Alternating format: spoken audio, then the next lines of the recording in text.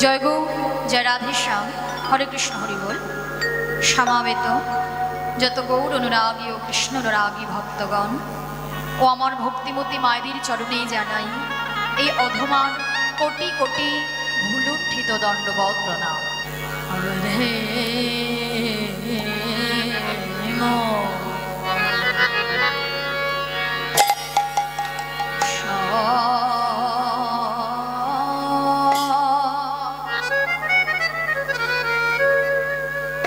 হেমশয়ে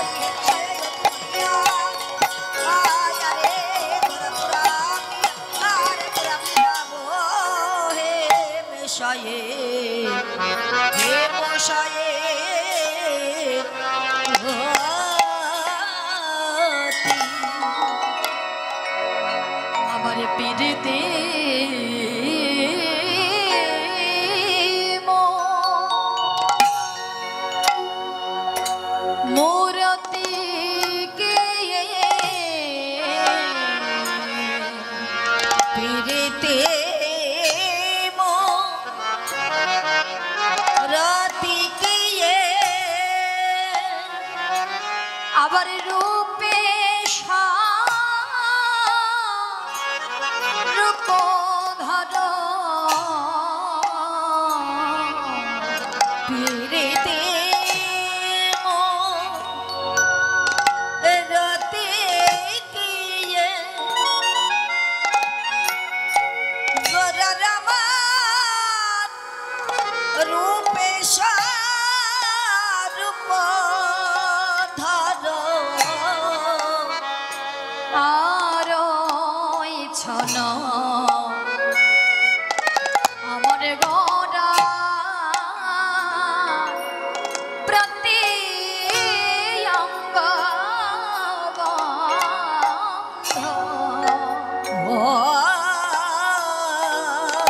ছানো আমার গোরার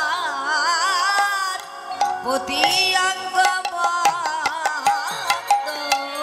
কি ভাব ধরেছে রে, ও কি ভাব ধরেছে রে, ভাব ধরেছে রে, কি ভাব ধরেছে রে, ও গরূপে স্বরূপে মিশাইয়ে ভাব ধরেছে, রূপে স্বরূপ মিশাইয়ে ভাব ধরেছে রে, ও গো আমার আমার আমার গোরা ভাব ধরেছে রে, আমার আমার আমার গোরা ভাব ধরেছে রে, সেই মূরতি দেখে বোঝা যায় গো ভাব ধরেছে রে, মূরতি দেখে বোঝা যায় সেই গো, পতির পাবন গৌর হরি দেখে বোঝা যায় বলি গো, বাবা গৌরী, আমার আমার আমার বলি গোরা, পতির বাবার গৌরী, আমার আমার আমার বলি গোরা, পতির বাবার গৌরী, কি ভাব ধরেছে রে।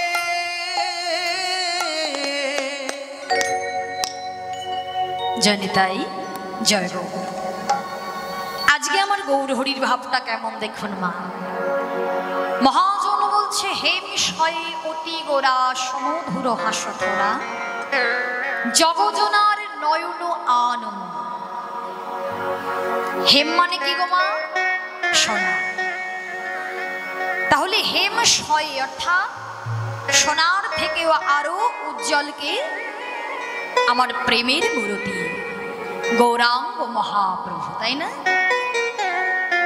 হেম শয়ে অতি গোরা সুমধুর হাস্যথরা, সেই গৌর হরির বদনে মৃদু মৃদু হাসি, তাতে জগজনার নয়ন আনন্দ।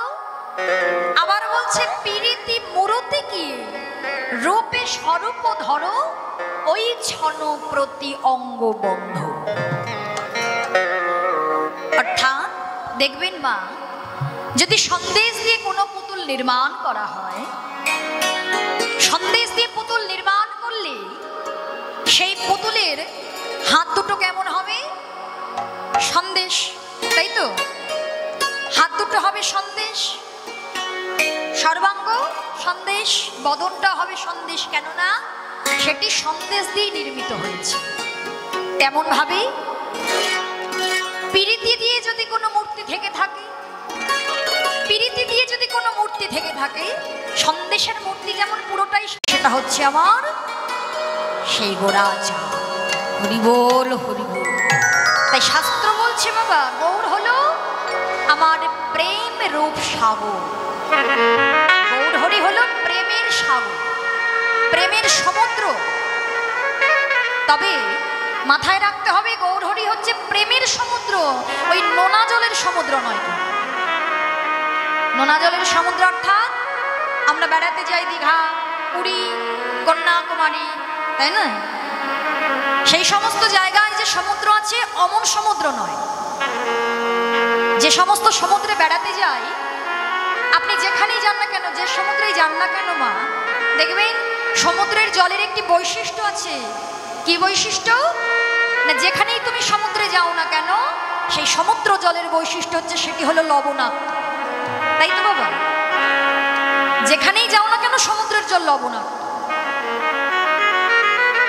তাই সমুদ্রের জলের ধারে গিয়ে যদি দাঁড়াও, তাহলে শুধুমাত্রই ঠান্ডা বাতাসে অঙ্গ শীতল হবে, তাই না? তৃষ্ণা দূরে যাবে, তৃষ্ণা দূর হবে বাবা।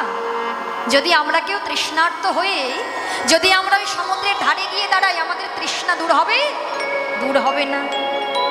কিন্তু আমার গৌর প্রেম সমুদ্রের ধারে গিয়ে যদি আমাদের মতো কোনো জীব দাঁড়াতে পারি, তাহলে তার ত্রিতাবে জ্বালা দূর হয়ে যায়। অর্থাৎ এই জাগতিক জগতে জন্ম নিয়ে দেখবেন মা,